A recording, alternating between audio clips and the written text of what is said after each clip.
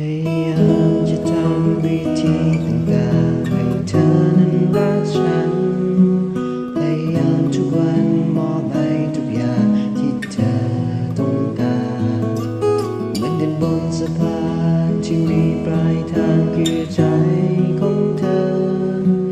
ยังคงคิดและหวังจะนำว่ารักเธอนี้ไปให้แต่ทำไม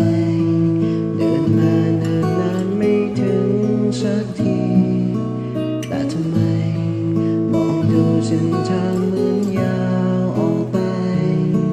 อยากรู้ว่าฉันต้องทำตัวอย่างไรอีกไกลแค่ไหนจนกว่าฉันจะไกลบอกทีอีกไกลแค่ไหนจนกว่าเธอจะรักฉันเสียทีมีทางใดที่อาจทำให้เธอสนใจได้โปรดบอกกับฉันให้รู้ที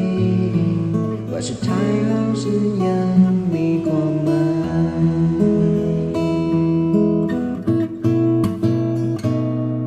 ยังไม่คิดยอมแพ้ฉันเพียงแต่อ่อนล้าก็เท่านั้น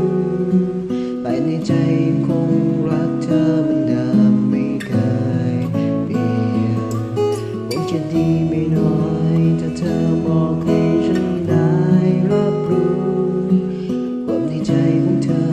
เหตุผลต่างๆที่ยังซ่อนไว้แต่ทำไมเดินมาเนิ่นนานไม่ถึงสักทีแต่ทำไมมองดูเส้นทางเหมือนยาวออกไปอยากรู้ว่าฉันต้องทำตัวอย่างไรอยู่ไกลแค่ไหนจนกว่าฉันจะไกลบอกที